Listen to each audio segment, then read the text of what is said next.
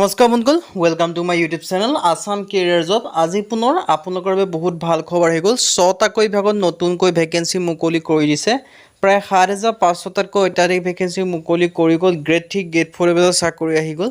চ' interested আৰু eligible আপোনালোকে ভেকেঞ্চিখিনিৰ কাৰণে আবেদনসমূহ কৰিব পাৰিব। নতুনকৈ চাকৰি আহিছে, কেনেদৰে আবেদনসমূহ কৰিব পাৰিব, কোনটো পদৰ ক্ষেত্ৰত কিমানকৈ এজ ক্ৰাইটেৰিয়া বা চিলেকশ্যন প্ৰচিডিউৰ বিচাৰিছে বা অৰ্হতা কিমান লাগিব, এই সকলোখিনি কথা এই ভিডিঅ'যোগে আলোচনা কৰা হ'ব। যদি ভিডিঅ'টো ভাল পায় ভিডিঅ' লাইক কৰিব পাৰে, লগতে চেনেলটো ছাবস্ক্ৰাইব কৰি দিব পাৰে এনেকুৱা ভিডিঅ'সমূহ প্ৰতিদিনে পাই থোৱাৰ বাবে। আৰু আমাৰ হোৱাটছআপ চেনেল ভিডিঅ' ডেছক্ৰিপশ্যনত দিয়া আছে, তাত গৈ আপোনালোকে ফ'ল'টো কৰি লওক। তেতিয়া আপোনালোকে ডেইলি জবৰ আপডেটসমূহ পাই থাকিব পাৰিব। আৰু ভিডিঅ'টো যিমান পাৰে সিমান বন্ধুৰ মাজত শ্বেয়াৰ কৰি যাতে সকলো বন্ধুৱে ডেইলি জবৰ আপডেটসমূহ পাই থাকিব পাৰে। প্ৰথম যিটো ভেকেঞ্চি মুকলি কৰিছে, প্ৰথম যিটো বিভাগ হয় সেইটো বিভাগ হৈছে SSC চিলেকশ্যন পোষ্ট ৰিক্ৰুইটমেণ্টৰ ফালৰ পৰা। এপ্লাই ফৰ 2,423 ভেকেঞ্চি মুকলি কৰিছে। ফেজ 12ৰ কাৰণে আপোনালোকে দেখিব পাৰিছে 2,423টাকৈ ভেকেঞ্চি আপোনালোকৰ বাবে মুকলি কৰি দিছে। চ' যদি ইণ্টাৰেষ্টেড হয়, ইলিজিবল হয়, আপোনালোকে আবেদনসমূহ কৰি ল'ব পাৰিব। SSC আণ্ডাৰত এইখিনি ভেকেঞ্চি মুকলি কৰিছে ফেজ 12ৰ কাৰণে। চ' কোৱালিফিকেশ্যন কিমান লাগিব সকলোখিনি কথা মই আপোনালোকক জনাই আছোঁ। ষ্টাফ চিলেকশ্যন কমিশ্যনৰ আণ্ডাৰত ভেকেঞ্চিখিনি মুকলি কৰিছে। লাষ্ট ডেট সম্পৰ্কে যে মই আপোনালোকক ক'বলৈ যাওঁ, 23/6/2025 মানে জুন মাহত 30 তাৰিখ পৰ্যন্ত ভেকেঞ্চিখিনিৰ কাৰণে আবেদনসমূহ কৰি ল'ব পাৰিব। ষ্টাফ চিলেকশ্যন কমিশ্যনৰ আণ্ডাৰত ভেকেঞ্চিখিনি মুকলি কৰিছে। 10 পাছ 12 পাছ গ্ৰেজুৱেশ্যন সকলোৱে আবেদনসমূহ কৰি ল'ব পাৰিব। চ' ইণ্টাৰেষ্টেড আৰু ইলিজিবল হ'লে আপোনালোকে আবেদনসমূহ কৰি ল'ব পাৰিব। পোনপ্ৰথমে অভাৰভিউটো মই আপোনালোকক জনাই দিছোঁ। চেণ্ট্ৰেল গভৰ্ণমেণ্টৰ জব হয় আৰু নেম অফ দ্য পোষ্ট আপোনালোকক কৈছে চিলেকশ্যন পোষ্টৰ আণ্ডাৰত ভেকেঞ্চিখিনি মুকলি কৰিছে। আৰু ভেকেঞ্চিখিনি কেটেগৰাইজ দি থোৱা আছে। SC কাৰণে আছে, ST OBC জেনেৰেল মানে UR কেটেগৰীৰ কাৰণে আছে, আৰু EWSৰ কাৰণে 231টাকৈ আপোনালোকে ৰিজাৰ্ভেশ্যনসমূহ লাভ কৰিব পাৰিব। চ' ইণ্টাৰেষ্টেড আৰু ইলিজিবল হ'লে আবেদনসমূহ কৰি ল'ব। মেট্ৰিক লেভেলৰ ক্ষেত্ৰত 10 পাছৰ কাৰণে ভেকেঞ্চি আপোনালোকে দেখিবলৈ পাব।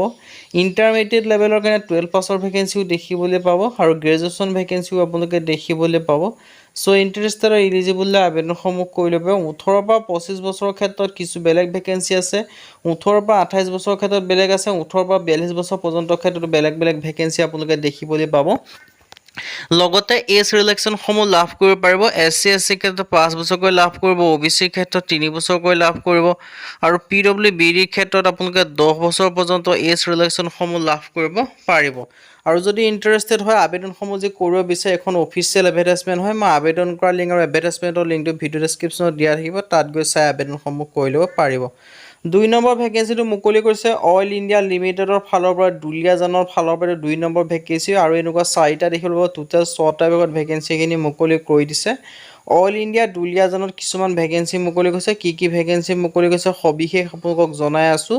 চ' ভিডিঅ'টো আপোনালোকে শেষলৈকে চাই থাকক, তেতিয়া সকলোখিনি কথা গম পাব। অইল ইণ্ডিয়া যিটো লিমিটেড আছে দুলীয়াজানত, তাৰ কাৰণে ভেকেঞ্চি মুকলি কৰিছে। লাষ্ট ডেট আছে জুলাই মাহৰ 1 তাৰিখ পৰ্যন্ত। ইয়াৰ কাৰণে ছুপাৰিণ্টেণ্ডেণ্ট মেডিকেল অফিচাৰ ভেকেঞ্চি মুকলি কৰিছে অইল ইণ্ডিয়া দুলীয়াজানৰ ফালৰ পৰা। অধীক্ষক চিকিৎসা বিষয়া খালী পদ আহিছে। অভাৰভিউটো জনাইছোঁ। Oil India limited Duliajan, total post আছে এটা। চেণ্ট্ৰেল গভৰ্ণমেণ্টৰ জব হয়। ইয়াত আপোনালোকে দেখিব পাৰিছে 80,000ৰ পৰা চেলাৰীসমূহ লাভ কৰিব পাৰিব। চ' ইণ্টাৰেষ্টেড আৰু ইলিজিবল হ'লে আবেদনসমূহ কৰি ল'ব পাৰিব। এইটো তেওঁলোকৰ ইমেইল হয়, এডভাৰটাইজমেণ্টৰ লিংক ডিছক্ৰিপশ্যনত দিয়া থাকিব, তাত গৈ আবেদনসমূহ কৰি ল'ব পাৰিব। তাৰ পিছৰ ভেকেঞ্চি মুকলি কৰিছে DC যোৰহাটৰ ফালৰ পৰা। যোৰহাটৰ পৰা কিছুমান ভেকেঞ্চি মুকলি কৰি দিছে, আপোনালোকে দেখিব পাৰিছে যোৰহাটৰ ৰিক্ৰুইটমেণ্টৰ ফালৰ পৰা। ইয়াৰ ক্ষেত্ৰত আপোনালোকে দেখিব পাৰিছে গভৰ্ণমেণ্ট এমপ্লয় হ'লে নোৱাৰিব, ফিজিকেল ফিটনেছ থাকিব লাগিব। হাউ টু এপ্লাই, ইয়াৰ কাৰণে অফলাইন যোগে আবেদন কৰিব লাগিব ডিষ্ট্ৰিক্ট কমিছনাৰ যোৰহাটত।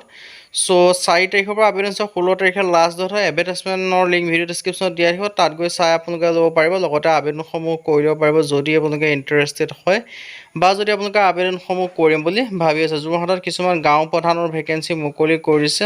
যোৰহাট ডিষ্ট্ৰিক্টৰ যদি আপোনালোকে স্থায়ী বাসিন্দা হয়, তেতিয়া ভেকেঞ্চিকেইটাৰ কাৰণে আবেদনসমূহ কৰি ল'ব পাৰিব। তাৰ পিছৰ ভেকেঞ্চি মুকলি কৰিছে আপোনালোকৰ DC মাজুলীৰ ফালৰ পৰা। ইয়াৰ কাৰণেও গাঁও প্ৰধানৰ ভেকেঞ্চি মুকলি কৰিছে 10টাকৈ। লাষ্ট ডেট সম্পৰ্কে আছে 17/6/2025 মানে জুন মাহৰ 17 তাৰিখ পৰ্যন্ত আবেদনসমূহ কৰি ল'ব পাৰিব। মাজুলী জিলাৰ 10টা গাঁও প্ৰধানৰ ভেকেঞ্চি মুকলি কৰিছে। চ' যদি ইণ্টাৰেষ্টেড হয়, ইলিজিবল হয়, আবেদনসমূহ কৰিব পাৰিব। যদি আপোনালোকে মাজুলী জিলাত বসবাস কৰে, তেতিয়া সেই ডিষ্ট্ৰিক্টৰ মানে নিজৰ ঠাইতে আপোনালোকে লোকেশ্যনতে চাকৰি আপোনালোকে লাভ কৰিব পাৰিব।